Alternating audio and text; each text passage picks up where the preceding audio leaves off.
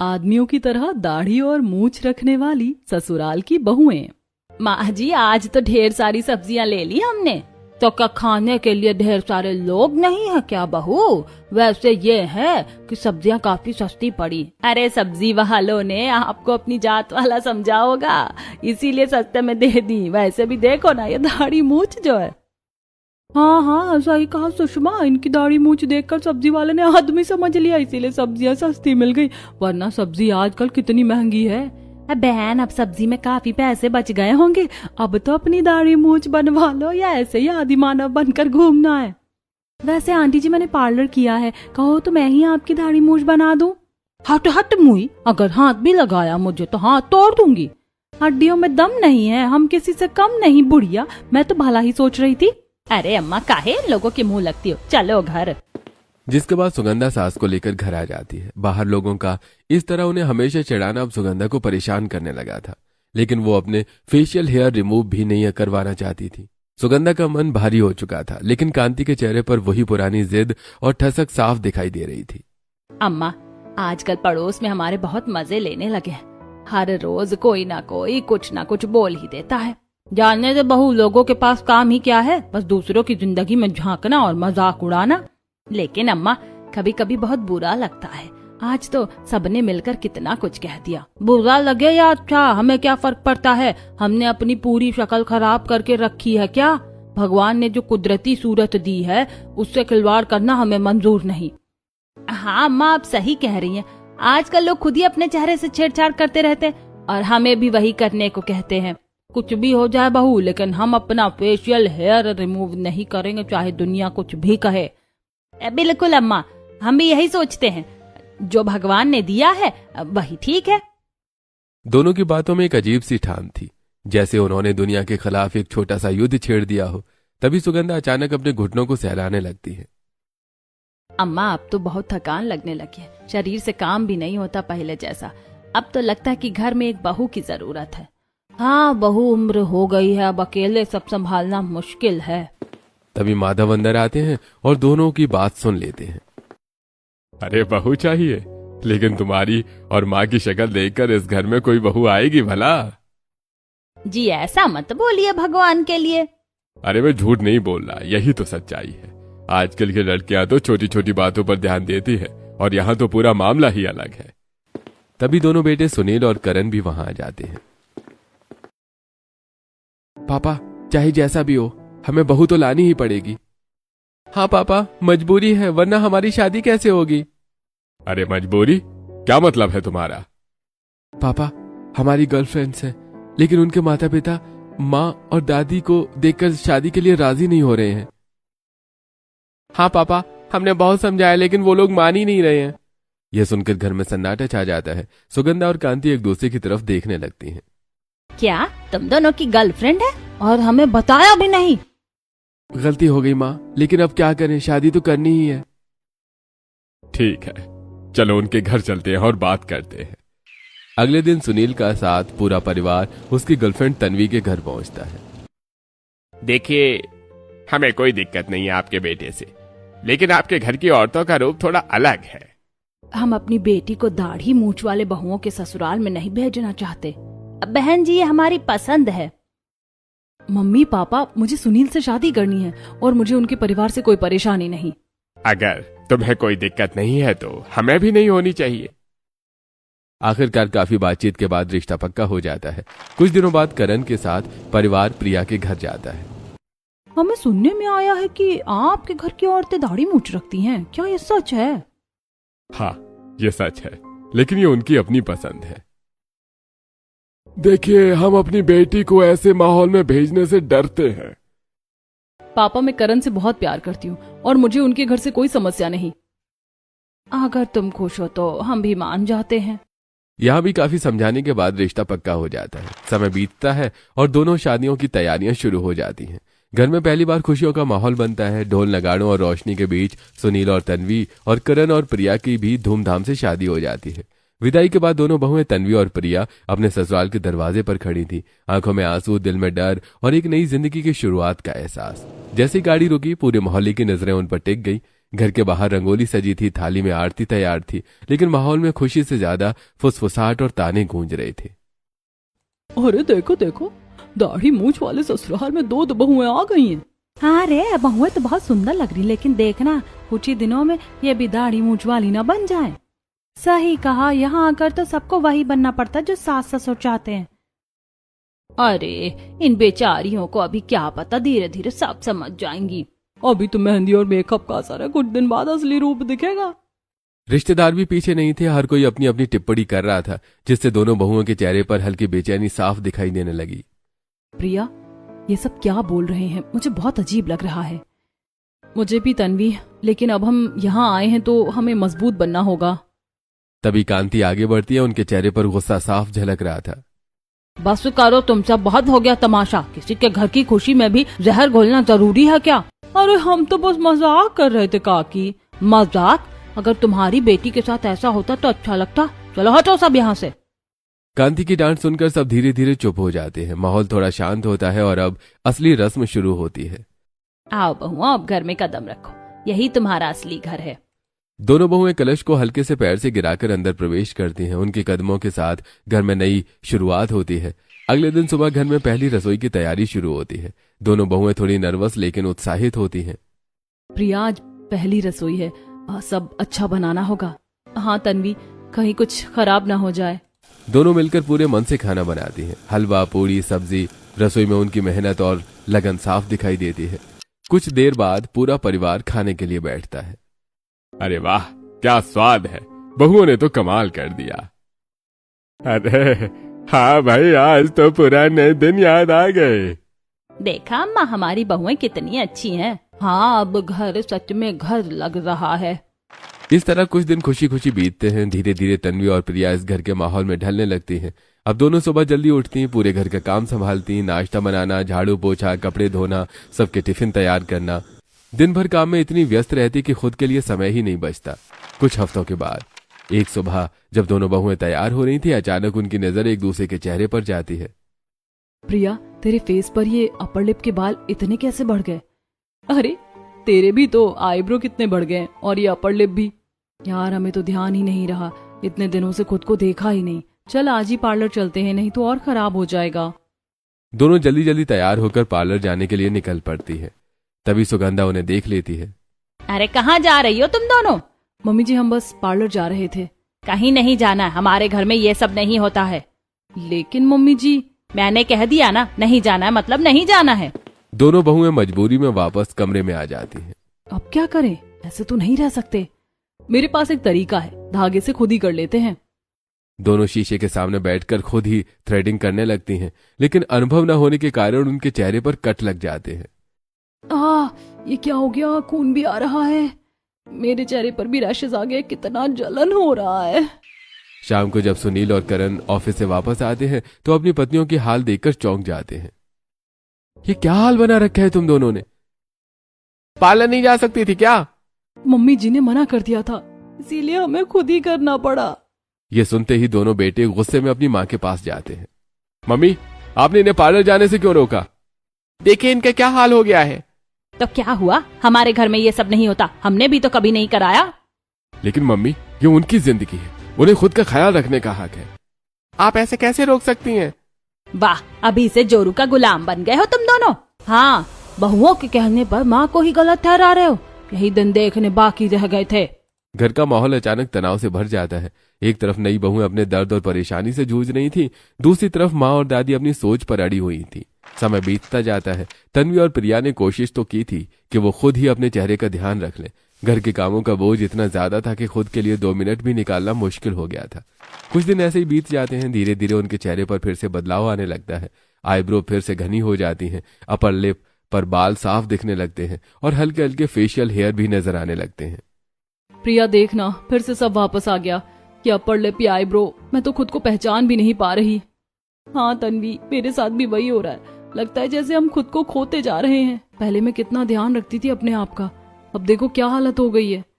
क्या करें, पूरे दिन काम में लगे रहते हैं, समय ही नहीं मिलता। दिन भर काम करते करते दोनों बहुएं थक जाती थी। सुबह से रात तक बस जिम्मेदारियां ही जिम्मेदारियां थी। शाम का समय है, दोनों बहुएं अपने अपने पति के पास जाती हैं। मन में उम्मीद लेकर कि शायद थोड़ा प्यार, थोड़ा ध्यान मिलेगा। सुनील, आज बहुत थक गई हूँ, थोड़ा बात करेंगे? हाँ हाँ बोलो, मैं सुन रहा हूं। लेकिन उसकी नजर मोबाइल से हटती ही नहीं है। आप मेरी तरफ देख भी नहीं रहे। अरे यार, ऑफिस का बहुत काम है, प्लीज अभी परेशान मत करो। उधर प्रिया भी करण के पास जाती है। करण, थोड़ा टाइम मिल सकता है? प्रिया, बहुत थक गया हूं, सोने दो ना, कल बात करेंगे। शुरुआत में दोनों पति थोड़ा बहुत ध्यान देते थे, लेकिन अब धीरे धीरे वो भी कम होता जा रहा था।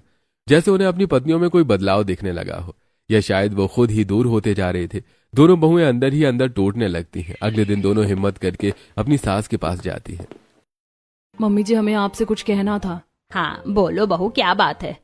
मम्मी जी, हम अपने अपर लिप्स और आईब्रो बनवाना चाहते हैं। अरे इसमें क्या दिक्कत है, ये तो नेचुरल ब्यूटी है। लेकिन मम्मी जी, हमें अच्छा नहीं लगता। हमारे घर की बहुएं ये सब नहीं करवाती, जो भगवान ने दिया वही ठीक है।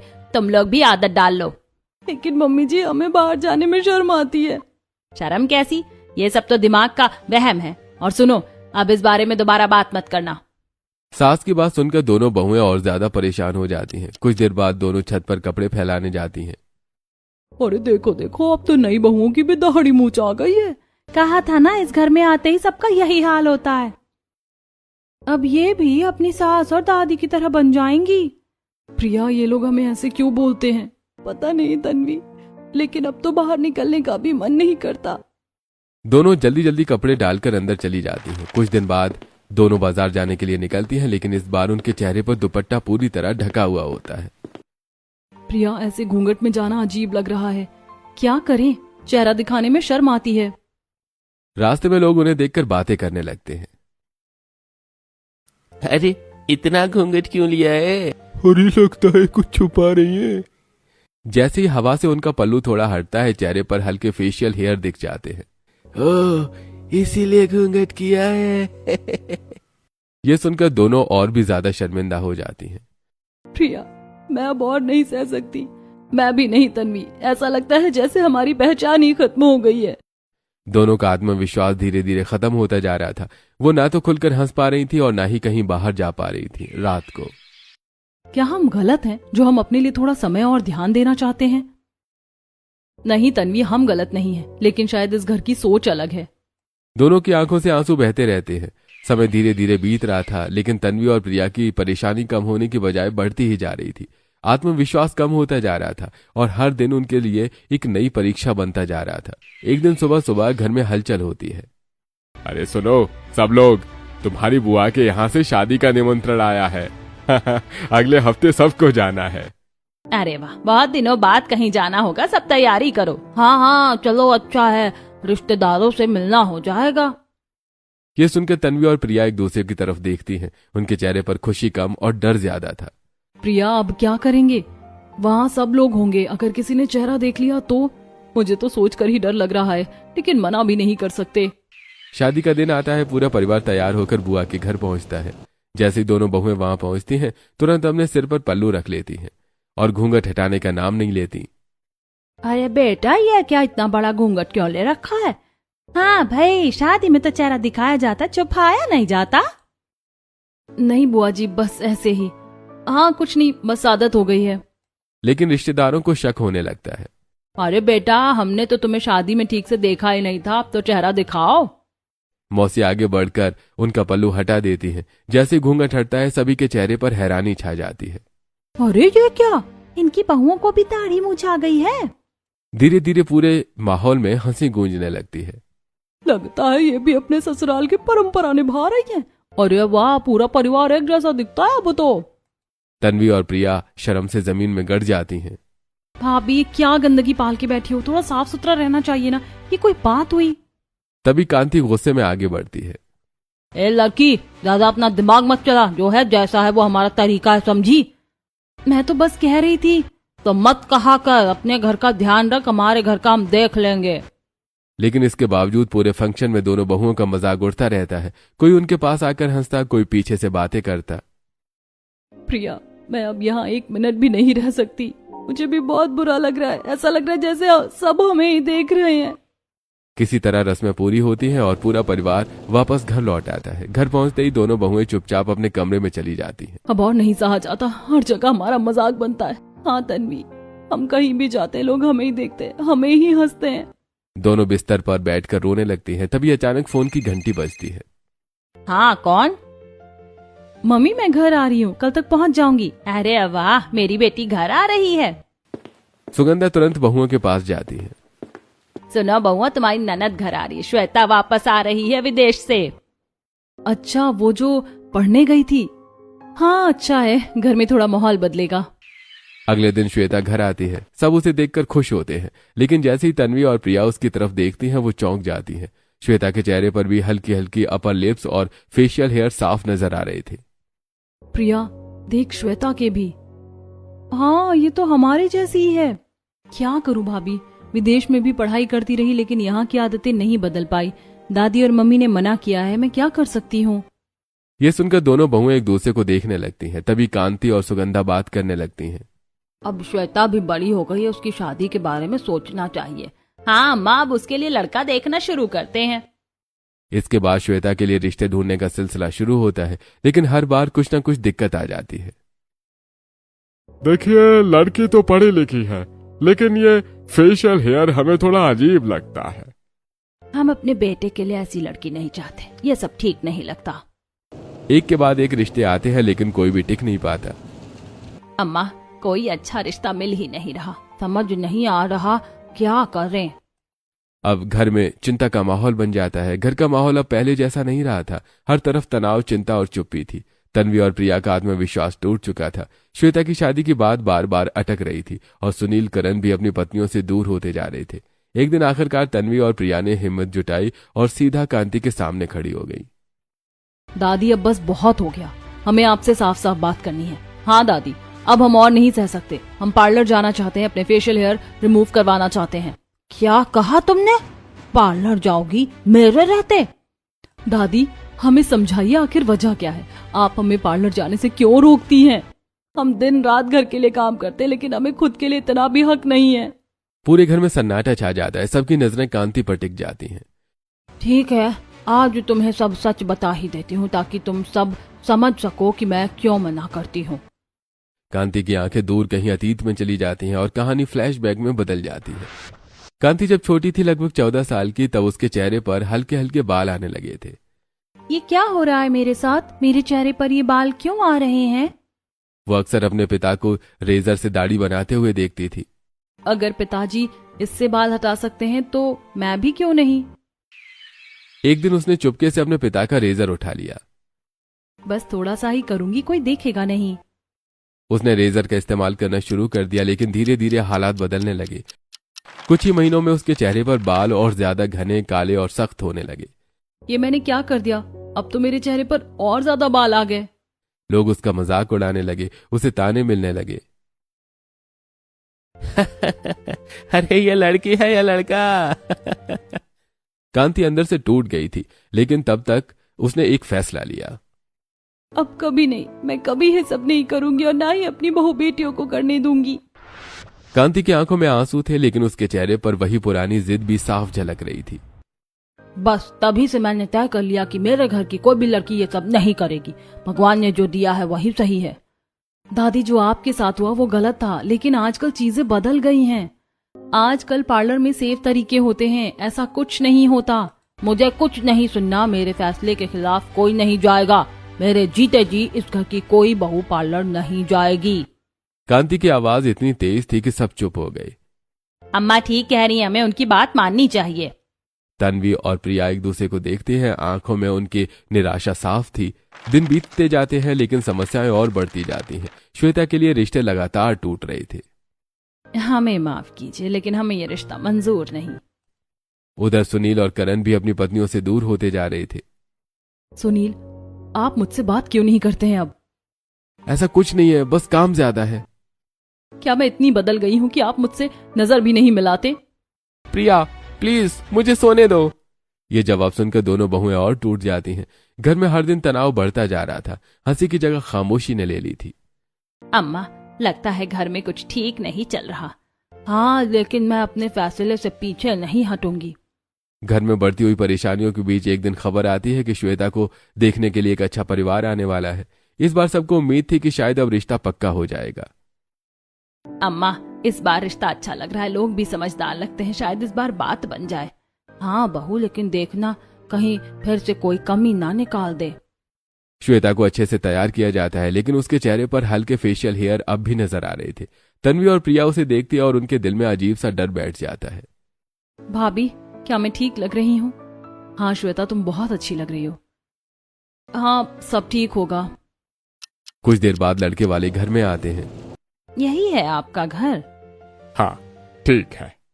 जैसे ही उनकी नजर श्वेता पर पड़ती है तो वो एक दूसरे की तरफ देखते हैं। ये आपकी बेटी है? जी हाँ, हमारी बेटी श्वेता। अच्छा, लेकिन एक बात बताइए, ये सब क्या है?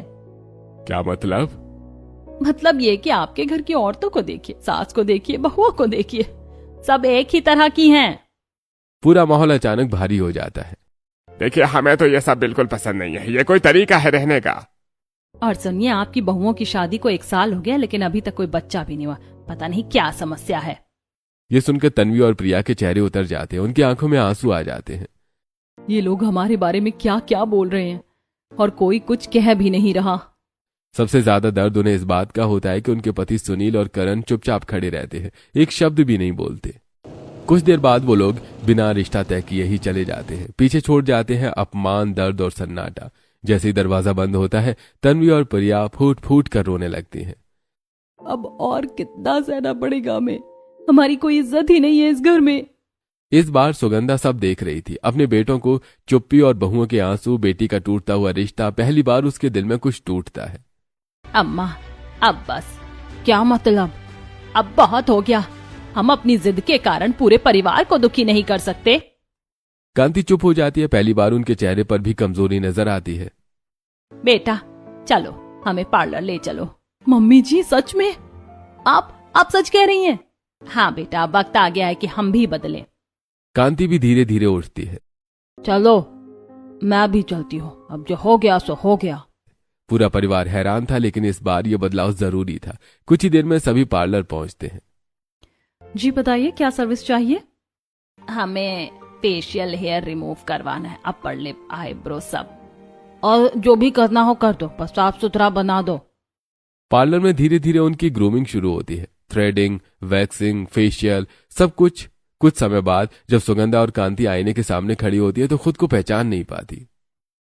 अरे ये मैं हूँ। हाँ, मैं भी कितनी बदल गई हूँ। तन्वी और प्रिया भी उन्हें देखकर खुश हो जाती हैं। मम्मी जी, आप तो बहुत सुंदर लग रही हैं। दादी, आप तो एकदम यंग लग रही हैं। सभी हंस पड़ते हैं। बहुत दिनों बाद घर में सच्ची खुशी लौटती है। जब वो घर लौटते हैं तो पड़ोसी उन्हें देखकर हैरान रह जाते हैं। अरे ये क्या, मूंछों वाले ससुराल की मूंछों कहाँ गई? ये तो बिल्कुल बदल गई हैं।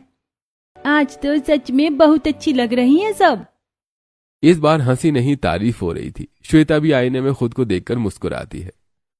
अब शायद मेरे लिए भी अच्छे रिश्ते आने शुरू होंगे। पूरा परिवार अब एक नए बदलाव के साथ खड़ा था, जहां जिद की जगह समझ ने ले ली थी और दर्द की जगह खुशी ने। घर में आए इस बड़े बदलाव के बाद जैसे माहौल ही बदल गया था। जहां पहले ताने और चुप्पी थी, वहां अब मुस्कान और आत्मविश्वास लौटने लगा था। सुगंधा और कांति का बदला हुआ रूप देखकर न सिर्फ घर वाले बल्कि पड़ोसी भी हैरान थे। कुछ ही दिनों बाद, सुनो, अरे सब लोग सुनो, श्वेता के लिए एक बहुत अच्छा रिश्ता आया है। लड़के का नाम तरुण है, पढ़ा लिखा है, अच्छा परिवार है। सच में इस बार सब अच्छा होगा ना? हाँ, अब तो सब ठीक लग रहा है, शायद इस बार बात बन जाए। श्वेता के चेहरे पर हल्की मुस्कान थी, लेकिन अंदर कहीं न कहीं डर भी था कि कहीं इस बार भी रिश्ता टूट न जाए। भाभी, इस बार सब ठीक होगा ना? हाँ श्वेता, अब सब बदल गया है, इस बार जरूर अच्छा ही होगा। और देखना, इस बार कोई तुम्हें रिजेक्ट नहीं करेगा, समझी? कुछ दिनों बाद तरुण और उसका परिवार श्वेता को देखने के लिए आता है। घर को अच्छे से सजाया गया था, सबने साफ सुथरे कपड़े पहने थे और सबसे खास बात, अब किसी के चेहरे पर वो पुराने फेशियल हेयर नहीं थे। आपके घर बहुत अच्छा है, बहुत सादगी और अपनापन है यहाँ। हाँ, सब बहुत व्यवस्थित है और सबसे बड़ी बात, सबके चेहरे पर सच्ची मुस्कान है। श्वेता चाय लेकर आती है। नमस्ते। नमस्ते। इस बार कोई ताना नहीं था, कोई हंसी नहीं थी, बस सामान्य बातचीत और समझ थी। देखिए, हमें आपकी बेटी बहुत पसंद आई है, पढ़ी लिखी है, सलीकेदार है। और सबसे बड़ी बात, घर का माहौल बहुत अच्छा है, हमें कोई शिकायत नहीं है। ये सुनकर पूरे परिवार के चेहरे खिल उठते हैं। तो क्या हम इस रिश्ते को आगे बढ़ा सकते हैं? जी हाँ, हमें यह रिश्ता मंजूर है। ये सुनते ही घर में खुशी की लहर दौड़ जाती है। थैंक यू, बहुत बहुत धन्यवाद। बाहर खड़ी पड़ोसने ये सब देख रही थी। अरे इस बार तो रिश्ता पक्का हो गया। लगता है मूंछों वाले ससुराल की मूंछें हट गई, तभी तो बात बन गई। अब समझ आया, बदलाव जरूरी था। अब घर में शादी की तैयारियां शुरू हो जाती हैं। तन्वी, प्रिया, जल्दी जल्दी काम शुरू करो, बहुत सारी तैयारियां करनी है। जी मम्मी जी, इस बार हम श्वेता की शादी यादगार बनाएंगे कि सब देखते रह जाएंगे। हाँ, सब मिलकर करेंगे सब कुछ। घर में हल्दी, मेहंदी, संगीत, हर रस्म धूमधाम से मनाई जाती है। आज मेरा मन बहुत ज्यादा खुश है, मेरी पोती की शादी हो रही है। शादी के दिन श्वेता दुल्हन के रूप में बहुत सुंदर लग रही थी। आप बहुत सुंदर लग रही हैं श्वेता जी। धन्यवाद। फेरे होते हैं, 7 वचन लिए जाते हैं और श्वेता अपने नए जीवन की ओर बढ़ती है। विदाई का समय आता है और विदाई होती है। खुश रहना बेटा, अपने नए घर को भी ऐसे ही संभालना। मेरी बेटी, हमेशा खुश रहना। आप सबका बहुत धन्यवाद, आपने मुझे हमेशा समझा। श्वेता खुशी खुशी विदा हो जाती है। उसके जाने के बाद घर में थोड़ी खामोशी जरूर होती है, लेकिन इस बार वो खामोशी दुख की नहीं, संतोष की थी। अब घर का माहौल पूरी तरह से बदल चुका था। तन्वी, प्रिया, अब तुम दोनों जब चाहो पार्लर जा सकती हो। खुद का ध्यान रखना भी जरूरी है। धन्यवाद मम्मी जी, अब हमें भी अच्छा लगता है। हाँ, अब हम खुद को भी समय दे पाते हैं। सुनील और करण भी अब अपनी पत्नियों के करीब आने लगे थे। अरे तन्वी, तुम पहले से भी ज्यादा सुंदर लग रही हो। सच? प्रिया, अब तो तुम्हें देखकर ऑफिस से जल्दी घर आने का मन करता है। अच्छा जी। अब इस घर की पहचान बदल चुकी थी। जहां कभी लोग कहते थे मूंछों वाला ससुराल, अब वहीं लोग कहते थे समझदार और खुशहाल परिवार। इस बदलाव ने सिर्फ चेहरे नहीं बदले, बल्कि रिश्तों को भी मजबूत कर दिया। अब सभी खुशी खुशी साथ रहने लगे, एक दूसरे को समझते हुए और समय के साथ खुद को बदलते हुए। समय के साथ इस घर में सब कुछ बदल चुका था। अब न कोई रोक टोक थी, न ही कोई बेवजह की जिद, बल्कि एक दूसरे को समझने और खुश रहने की कोशिश थी। एक सुबह, तन्वी बेटा, जरा इधर आओ। जी मम्मी जी, कुछ काम था क्या? बेटा, तुम्हारी अपर लिप थोड़ी आ रही है, जाओ आज ही पार्लर हो आओ। अपने आप का ख्याल रखना भी जरूरी होता है। सच मम्मी जी, आप खुद कह रही हैं, पहले तो आप मना करती थी। हाँ बेटा, पहले हम समझते नहीं थे, लेकिन अब समझ आ गया है कि समय के साथ चलना भी जरूरी होता है। मम्मी जी, मैं भी जाऊं क्या तन्वी के साथ? हाँ हाँ, तुम भी जाओ और अच्छे से तैयार होकर आना। तभी कांति भी वहां आ जाती है। अरे मुझे भी ले चलो तुम लोग, मैं भी जरा अपने आप को साफ सुथरा करवा लूं। अब मैं भी पीछे नहीं रहना चाहती। दादी, आप तो सबसे ज्यादा स्टाइलिश बन जाओगी। हाँ, पार्लर वाली भी पूछेगी इतनी प्यारी दादी कहाँ से आई। तीनों हंसते हुए पार्लर जाने के लिए निकलती हैं। दूसरी तरफ, तन्वी, अब तुम पहले से ज्यादा खुश दिखती हो और मुझे ये देखकर बहुत अच्छा लगता है। प्रिया, अब तुम अपना भी ध्यान रखती हो और घर का भी। सच में तुम बहुत अच्छी हो। बस अब सब ठीक हो गया है। हाँ, अब लगता है ये घर सच में हमारा है। इस घर में अब प्यार, समझ और खुशी थी, जहां हर कोई एक दूसरे का साथ देता था।